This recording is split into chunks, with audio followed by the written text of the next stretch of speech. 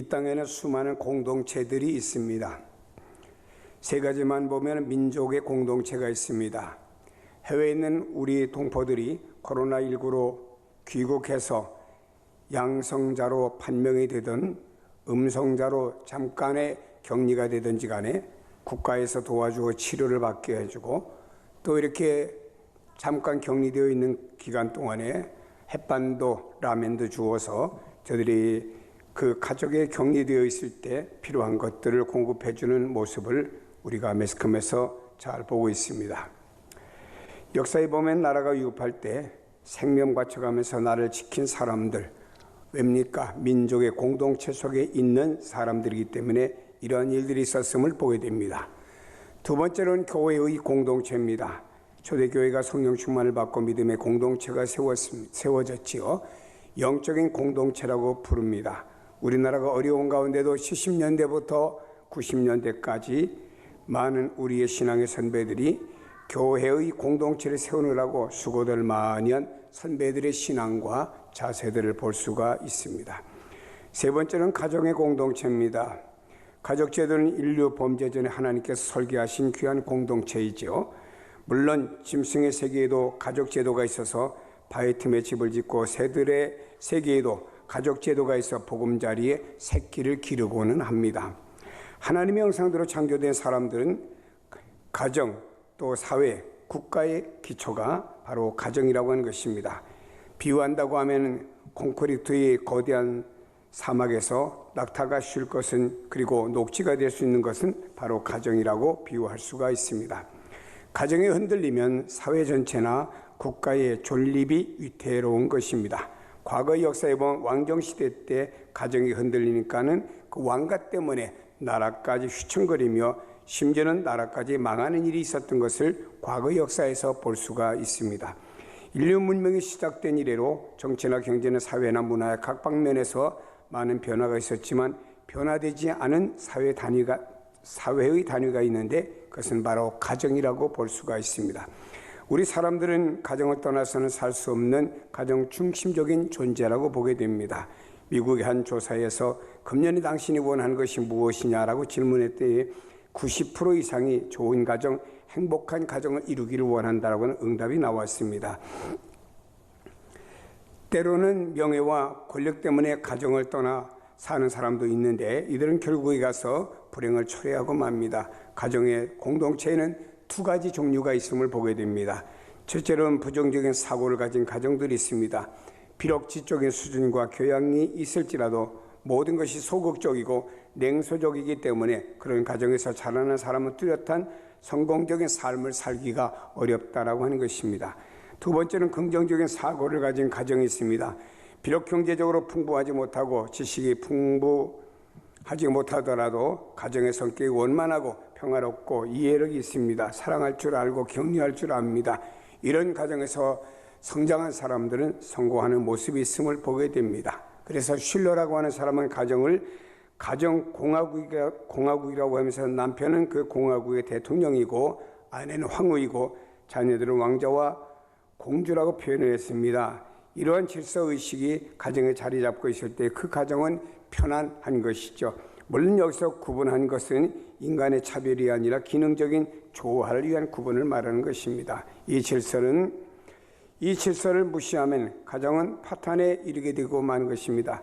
남편을 왕처럼 존경하고 위해보세요. 결코 무책임한 폭군이 되지 않을 것입니다. 가정에서 폭력을 휘두르는 남편은 가정에서의 인격의 무시를 당하거나 또 사회에서의 어떤 일을 당할 때에 와서 폭력을 휘두릅니다마는 이런 사람들, 가정에서 무시를 당하는 남편들은 사회에서 성공하지를 못한 것입니다. 가정에서 왕처럼 대우를 받는 사람이어야 밖에서도 자신만만하고 성공적인 생활을 해나갈 수가 있다고 봅니다. 부인을 황후처럼 아끼고 사랑해 보세요. 그 부인은 날마다 아름다워지고 가정을 위해서도 헌신자가 될 것입니다. 가정에서 무시를 당하면 다른 곳에서 만족을 찾으려고 할 것입니다. 다른 환경에서 인정을 받고 싶어서 가정이 아닌 다른 곳으로 찾아 헤매는 부인들도 있는 것입니다. 자녀들을 사랑하고 양육해 보세요. 사랑받는 화초가 생기가 나고 더욱 아름다운 꽃을 피우고 향기로운 냄새를 피우듯이 사랑받는 자녀가 건강하게 자라는 것입니다. 자녀가 사랑이 결핍되면 왜곡된 성장을 이룰 수가 있습니다. 본문에 보니 고넬료라고 하는 사람은 기독교 역사상에 매우 중요한 인물이 되는 사람인 것입니다. 그는 이방인의 첫 열매로서 유대인과 이방인 사이에서 장벽을 복음 안에서 무너졌음을 나타낸 증거의 사람인 것입니다. 고넬료는 로마 군대의 백부장으로서 매우 경건했습니다. 경건한 자라고 하는 표현은 고넬료의 생활 전체를 대변해 줍니다. 이방인이었지만 경건한 생활을 하였던 고넬료의 신앙과 삶은 현대인들에게 참 그리스도인들의 모습이 무엇이며 하나님께 인정받는 생활이 무엇인가를 알려주는 내용이 되는 것입니다. 고넬료의 삶을 보면 현대인들의 가정의 공동체의 모습이 이래야 된다라고 하는 것으로 적용해 볼 수가 있습니다. 고넬료는 어떤 가정이었을까요? 저는 세 가지로 말씀드리고 싶습니다. 첫째로 믿음의 공동체의 가정이었습니다. 온 집안과 더불어 하나님을 경외했다라고 말씀했습니다. 하나님을 경외했다라고 하는 것은 현대 젊은이들에게 쉽게 이해되지 않는 두려움으로 이해하기가 쉽습니다. 물론 고넬료의 삶은 하나님을 두려워하는 삶을 산 것은 사실이지만 그렇다고 해서 경외심을 벌받는 것이 두려워서 죄인의 마음으로 해석해서는 안 되는 것입니다.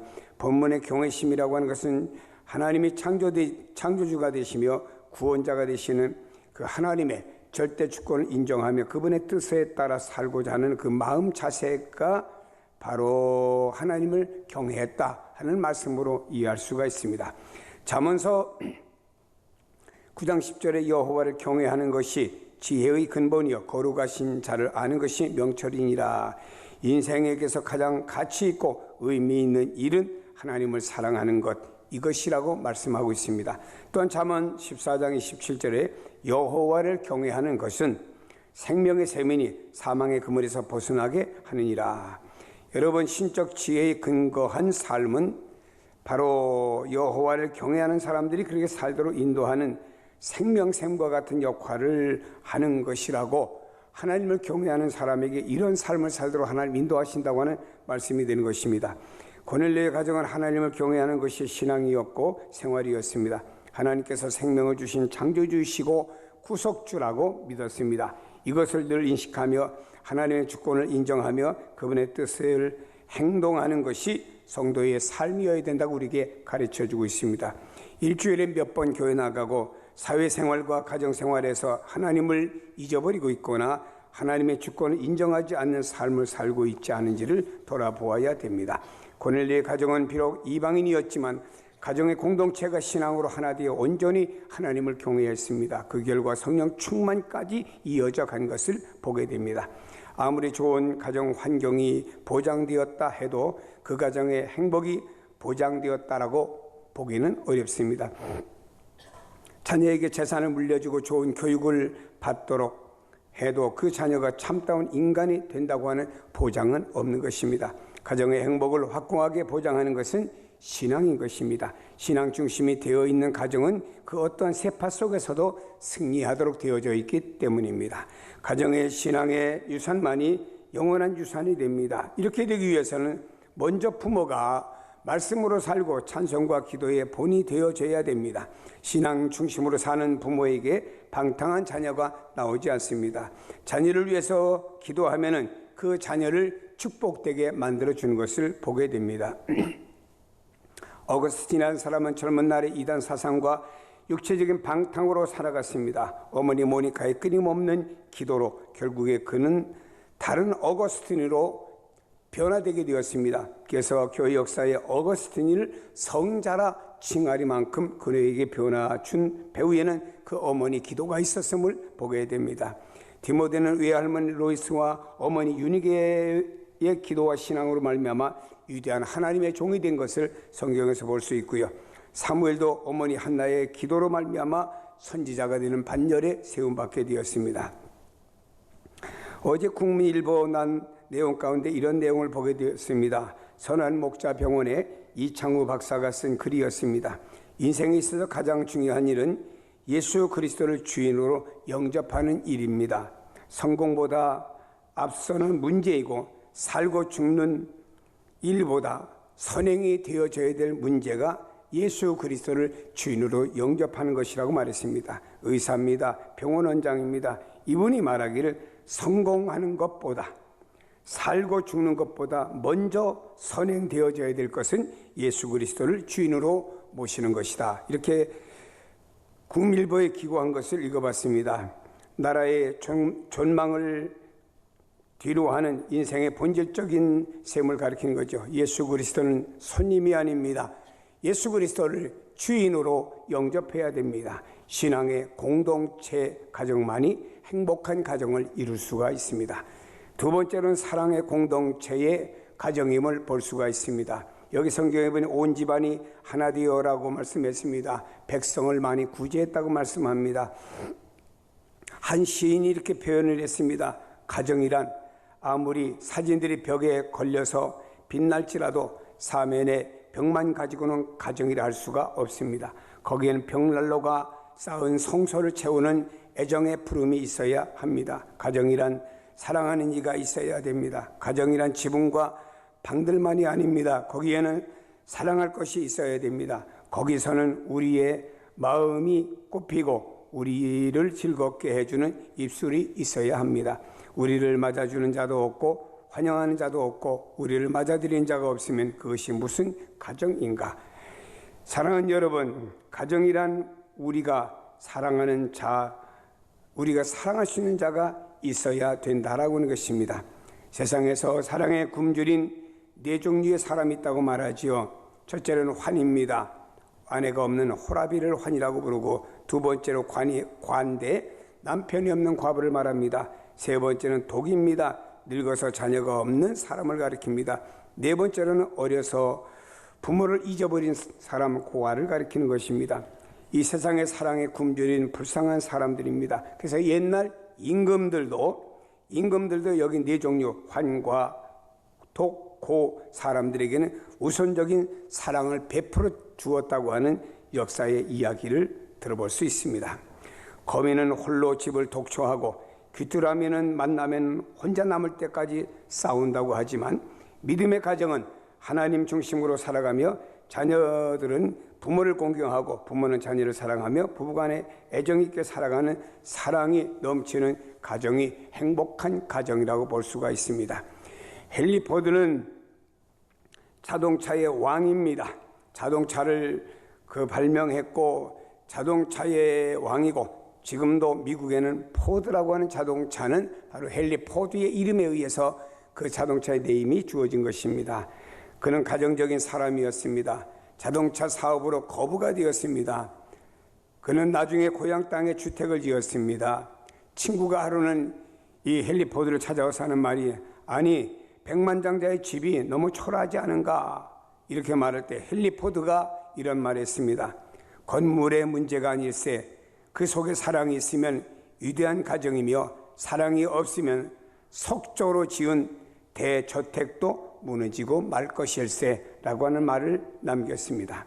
고넬료의 가정은 온 집안이 하나님을 경외하며 백성을 많이 구제한 내용 속에 당시 가부장적인 시대이며 자녀들 가운데 또 탕자도 나오지 않은 가정인 것을 볼 때 소통이 있었고 사랑의 가정이었음을 우리는 짐작해 볼 수가 있습니다.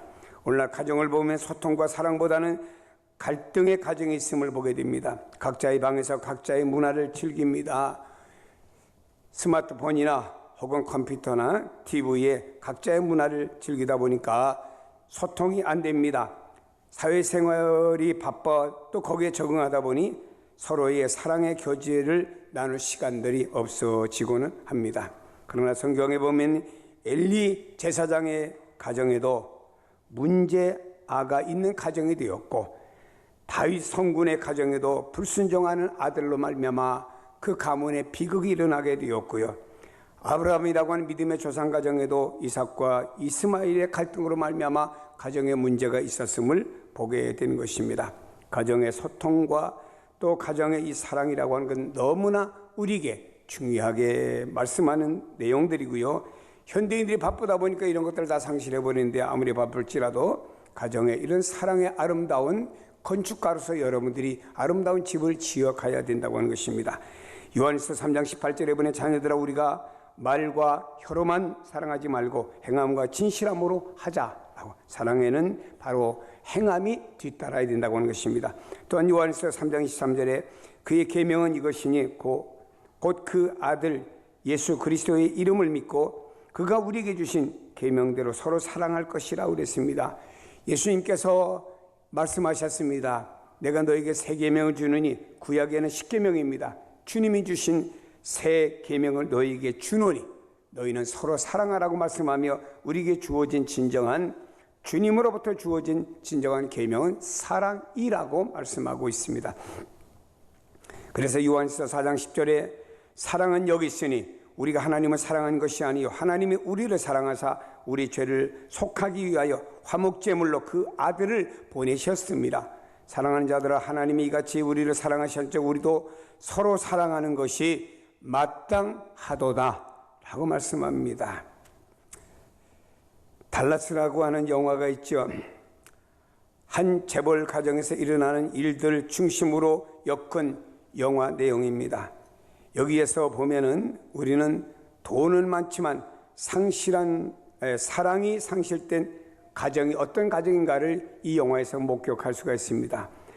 여기에는 많은 돈을 모으기 위해서 권모술수, 유선과 교만 이것이 가정을 이루었습니다. 그러나 이 가정에는 외형적인 조건과 모든 건 다 갖추었지만 결과적으로 이 달라스라는 영화를 보고 나면 결론은 뭐냐? 이 가정에 행복이 없다라고 하는 것을 말해주고 있습니다. 잠언 17장 1절에 말합니다. 마른 떡 한 조각만 있고도 화목하는 것이 제육이 집에 가득하고도 다투는 것보다 나으니라. 비록 서민적인 삶을 살아도 화목하고 사랑이 있으면 이것이 귀하고 좋은 것이고요. 가정의 모든 환경이 좋아도 거기에 다툼이 있으면 이것은 진정한 가정이 아니라고 하는 것을 우리에게 성경도 말씀해 주고 있습니다. 여러분 아무리 많은 소유가 있으면 무엇합니까? 사랑이 없으면 아무것도 아닙니다. 이런 말이 있지요. 칼날 같은 침대도 사랑이 있으면 편안히 잠잘 수 있지만 사랑이 없으면 왕 같은 침대같이 넓다 하여도 비좁게 느껴질 것입니다. 그러므로 우리의 가정에 사랑이 넘치도록 우리는 노력들을 하셔야 됩니다. 이를 위해서 가족끼리 많은 시간을 보내도록 노력을 해야 됩니다. 서로 바쁜 것만 핑계대고 대화가 없으면 서로에 대한 무관심이 있게 된 것입니다. 무관심이 사랑의 반대말이라고 하는 건 아십니까? 가정의 공동체에서 서로에 대해서 무관심처럼 나쁜 것은 없습니다. 가족 간에 서로 관심을 표명하되 서로를 존경해야 됩니다. 서로에게 무관심, 무례히 행하지 말고 서로 존경하고 위해주는 것은 사랑의 관계를 더욱더 깊게 만들어주는 것입니다. 더 나아가서 우리는 하나님의 나라가 세계 속에 세워지기 위해서 선교사들이 세계 속에 나가서 나눔의 역할을 감당하고 있습니다. 어떤 선교사는 어느 지역에서 우물을 파줍니다. 학교를 세워줍니다. 농사를 짓도록 하며 농사 짓는 법을 가르쳐줍니다. 고아원과 복지 사업을 감당하고 심지어는 나환자촌을 세워가지고 그를 위해서 수고하는 수많은 나눔이 있는 선교사들을 보게 되는 것입니다. 코로나19로 인해서 정부에서 4인 가족에게 100만 원씩 준답니다. 어떤 사람이 그럽니다. 100만 원 받는데 그 돈으로 뭘 살까? 뭘 집에 가전제품을 바꿀까? 뭐 이렇게 고민하는 가정도 있다고 들었습니다. 그러나 정부에서는 만일에 여러분이 받지 않고 정부에 도네이션 한다든지 혹은 복지나 좋은 일에 도네이션 했으면 좋겠습니다 라고 하는 방송을 수없이 하며 공무원들 100만인들은 다 도네이션 하는 걸로 이렇게 가닥을 잡아가는 것으로 방송에서 들어봤습니다. 저는 이렇게 말씀드리고 싶어요. 우리 크리스찬들이 거기에 대해서 100만을 받는다 한 가정을 봅시다. 그럼 여러분들이 다 사용해도 괜찮지요. 필요한 것을 이때를 비롯해서 목돈이 생기니까 사면 얼마나 좋겠습니까? 그러나 이것을 우리가 가볍게 쓰임받기 위해서 어느 선교지에 보내서 우물을 판다, 어느 선교지에 보내서 교회를 세운다 하면 이 돈이 얼마나 값이 있을까? 또한 여러분 교회를 통해서 어떤 복지나 이런 곳에 한번 우리 그리스도인들은 도네이션 할 마음이 없는지를 한번 묻고 싶습니다. 우리는 이렇게 살아왔기 때문에 그것이 있어도 살고 우리는 없어도 사는 오늘의 우리의 삶이 아니겠습니까? 사랑하는 여러분, 우리 사람이 모래 위만 걸어도 발자취가 남고 눈 위에 걸으면 더 분명한 발자취가 남았을 것입니다. 사람의 인생이 이렇게 서 있으면 말입니다. 태양이 어떻게 뜨느냐에 따라서 인생에 대한 그림자가 달라지죠. 그 해의 방향에 따라서 어떤 땐 그림자의 사이즈가 커질 수도 있고 어떤 땐 적어질 수도 있습니다. 내 인생의 삶의 발자취를 어떻게 남기겠느냐? 나눔의 삶의 자취는 나에게 힘들고 손해같이 보이지만 주님 앞에는 큰 그림자의 모양으로 남을 것입니다. 자녀들에게 이기주의를 심어줄 것인가? 함께 섬김의 본을 보여줄 것인가? 가정의 달을 맞이하면서 우리는 깊이 생각을 해야 될 것 아니겠습니까? 저 아프리카의 성자라고 불리는 슈바이처, 아프리카를 향해 갈 땐 자기가 그곳에 가서 죽느냐 사느냐, 풍토병이 있습니다. 아니, 어떤 아프리카 사람들은 사람을 먹는 그 식인 아프리카 사람이 있다고 하는 걸 알면서도 갔던 사람이었기에 그를 가리켜서 성인이요 성자라고 부르고 있습니다. 우리나라의 질병을 대체하기 위해서 수고했던 장기려 박사를 잘 알고 있습니다. 이 사람은 청십자 복지라고 하는 걸 세웠습니다. 요즘으로 말하면 의료보험의 기원을 세운 사람이 장기려 박사입니다. 이 땅에서 질병 퇴치를 위해서 애썼던 우리나라에도 귀한 분들이 있습니다.